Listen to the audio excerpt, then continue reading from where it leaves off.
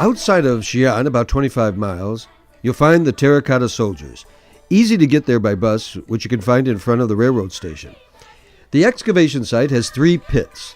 My traveling companions and I decided to begin here in Pit 3, the least excavated. Then we moved here, a short walk, to Pit 2, where more work obviously has been done. And then finally to Pit 1, the creme de la creme. Hey, wait a second, who's that? Well, that's Bruno. I met Bruno and his wife Ewa and their daughter Anya on the bus going up to the Terracotta Soldiers. They're a wonderful family from France. Their daughter was working there in China. And they decided that I couldn't spend the whole day looking at the soldiers by myself, so they graciously invited me to spend the day with them, and we had a wonderful time seeing the soldiers together. There's their daughter. Their daughter's the tall one, the baby. I don't know who that is. It looks like a they dug the well. Amazing. Several hours. They feel very thirsty. So they feel very happy. They asked somebody to took this side out. Maybe they saw the bad luck. All of the people scared and escaped from here to their apartment. Only the discovered local farmer Mr. Yang took this side to the government. Yeah, just that. Within these 3 sites, there's approximately 6,000 to 8,000 soldiers, around 130 chariots, and hundreds of horses. Of course, obviously, there's a lot of work still to be done. They know how big it is, and they try to move the whole under roof away, and they discover.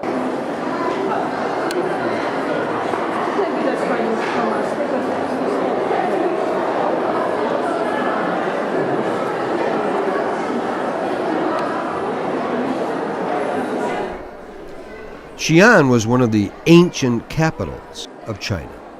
It was the capital of the first emperor, Qin Shi Huang. Now, preparations began when the emperor was 13 for this very burial site, and he was actually buried near his soldiers in a very elaborate tomb, which is yet to be excavated. Qin Shi Huang was famous for unifying the warring factions, thus becoming first emperor. He was also the first builder of the Great Wall of China, and he had a great quest for immortality. He died at 49, and ironically, he died ingesting mercury that his court doctors gave him because they believed it would give him that sought-after immortality. I suppose it's a screen. It's a sheave. Yes. To see the to separate. Yes. Sorry.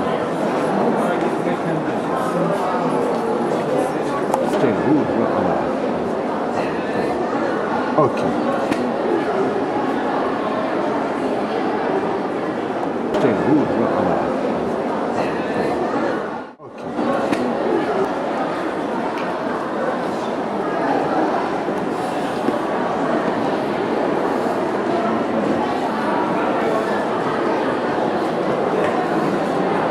连德下来的时候，导弹好像进去了。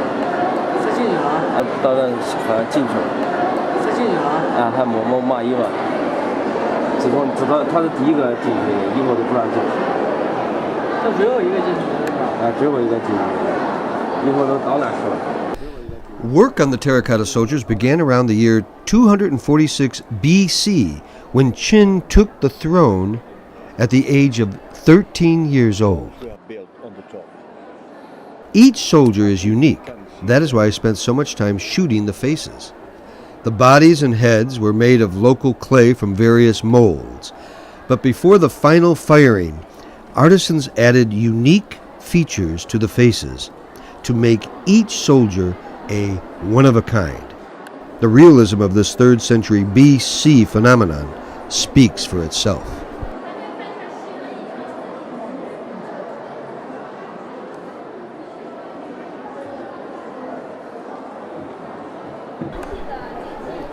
Qin died in 210 BC, when he and his terracotta soldiers were buried.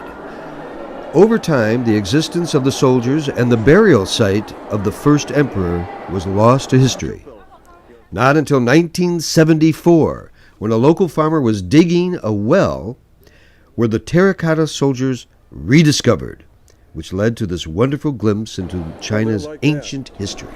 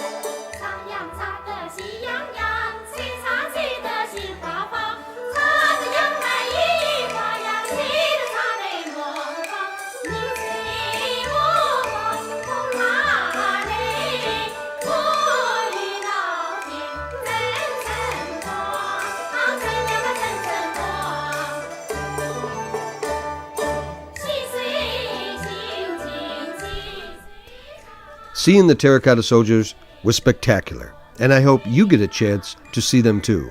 Of course, the odds are you won't get to enjoy the sight with Bruno and his family, my traveling companions during that day. Bruno, a linguist, taught me the etymology of the word companion. Cum, Latin for with or together, and panis, Latin for bread. So companion means have bread together, which I hope you do after you visit the Terracotta Soldiers of Xian, China.